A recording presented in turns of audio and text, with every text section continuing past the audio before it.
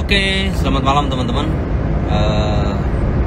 Satu postingan saya yang cukup mengundang banyak like ataupun juga banyak komentar, yaitu postingan saya tentang jaring SID, ya.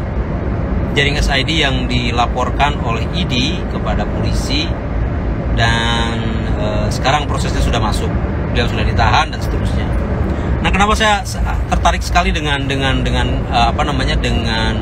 mengomentari tentang jaring ini, dan menurut saya memang tidak layak dia untuk dipidana karena memang tidak memenuhi unsur. Apa unsur penghinaan yang dia lakukan kepada ID? Saya tidak bilang bahwa jaring tidak bisa dijerat dalam kasus lain, bisa saja. Mungkin ada beberapa lah ya, kalau menurut Perpu tentang corona. Tapi kalau untuk kasus yang menimpa dia berkaitan dengan ID, saya rasa itu berlebihan ya kalau dia dipidana. Kenapa? Karena sama sekali nggak ada penghinaan. Kalau kita bilang kacung kepada sekelompok orang yang menjabat, misalnya kita istilah kacung itu kita sematkan kepada misalnya yang memang berada di bawah koordinasi, harusnya sih nggak jadi masalah ya. Bahkan presiden pun bisa saja disebut sebagai kacung rakyat karena memang kekuasaan berada di tangan rakyat dan dilaksanakan oleh presiden. Pejabat-pejabat adalah kacungnya rakyat. Nah, kalau misalnya kita bilang bahwa pejabat itu kacung rakyat, terus apakah saya dipenjara? Ya enggak dong, karena memang itu adanya gitu loh. Ada kaitan ada kaitan yang mengaitkan itu baik secara hukum, maksudnya dalam pengertian perundang-undangan, pejabat kan adalah kacungnya rakyat. Nggak bisa kita dipidana karena gara-gara saya ngomong bahwa pejabat adalah kacungnya rakyat. Karena memang bagaimanapun juga pejabat mendapatkan kekuasaan itu dari rakyat. Penguasa tertinggi di negeri ini adalah rakyat. Nah, misalnya saya advokat. Apakah saya kacungnya Peradi? Jelas lah saya kacungnya Peradi lah. Karena saya bernaung di organisasi Peradi, gitu loh. Jadi kalau ada satu kelompok bernaung di bawah, atau katakanlah dia berada di bawah koordinasi, ya memang walaupun saya independen secara organisasi, ya saya kacungnya Peradi.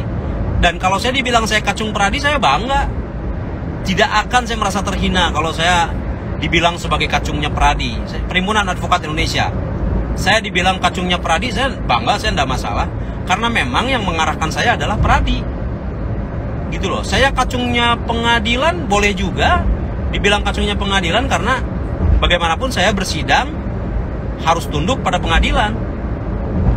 Saya dibilang kacungnya jaksa, nah itu baru keliru. Saya dibilang kacungnya polisi, ya itu keliru. Jadi pernyataan kacung ini yang disampaikan oleh jaring sebetulnya tidak memenuhi unsur pidana untuk penghinaan, karena tidak memenuhi saja. Kalau misalnya dasarnya adalah ketersinggungan, ya semua orang bisa tersinggung dong dengan apapun, betul nggak? Ya kan, semua orang bisa tersinggung dengan apapun, dengan apa yang dikatakan oleh orang-orang, semua orang juga bisa tersinggung, dan itu bahaya. Kalau tiap yang tersinggung kemudian kemudian polisi merespon dengan memproses, repot dong, ya kan? Kita bisa tersinggung dengan apa saja. Nah, oleh karena itu saya tidak setuju.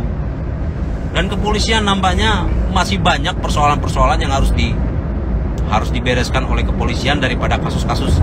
Menurut saya ini adalah kasus-kasus yang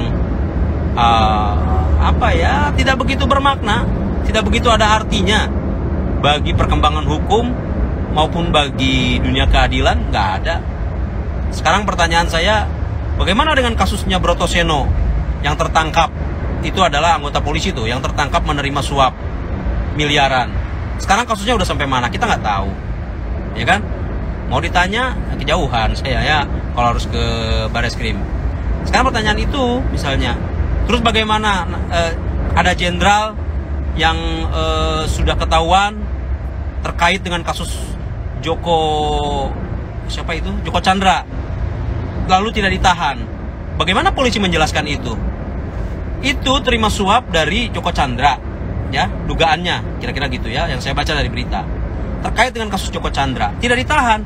Jaring cuma ngomong itu lalu ditahan. Di mana keadilan? Gitu loh. kasus yang Joko Chandra itu lebih berat daripada kasusnya Jering. Orangnya tidak ditahan, Pak. Kasusnya sudah jelas lebih berat. Nah, ini menurut saya harus jadi perenungan bagi kita. Apakah polisi itu betul-betul menegakkan hukum atau apa? Saya nggak tahu. Itu yang harus menjadi pertanyaan kita. Tapi bagi saya ngomongin ini bukan karena saya ingin membela Jering, bukan. Ini bisa terjadi pada siapa saja. Hari ini Jering, besok Anda, besok keluarga Anda, besok adik Anda, saudara Anda, kakak Anda, ya. Jadi sangat penting bagi kita untuk membela ini, membela bukan Jeringnya, tetapi membela hak-hak masyarakat untuk menyampaikan pendapat sepanjang itu bukanlah kejahatan. Kecuali dia menyebarkan hoax. Ya, menyebarkan hoax, nah itu baru menyebarkan hoax yang kemudian menyebabkan keonaran di tengah-tengah masyarakat seperti Ratna Sarumpait. Nah, itu harus diproses hukum. Tetapi Jering dia hanya ngomong begitu saja kemudian ditahan. Sementara ada jenderal polisi menurut berita tidak ditahan, terlibat kasus Joko Chandra, kasus yang lebih besar. Nah, sekarang kita tanyakan pada polisi, bagaimana penegakan hukum ini? Apakah sama bagi semua orang atau tidak? Apakah ada persamaan di hadapan hukum atau tidak? Itu yang harus jadi pertanyaan kita. Ya, baik, kalau ada pertanyaan boleh sampaikan di DM atau sekarang juga boleh. Kalau ada yang mau nanya, itu sementara dari saya. Live-nya udahan dulu ya.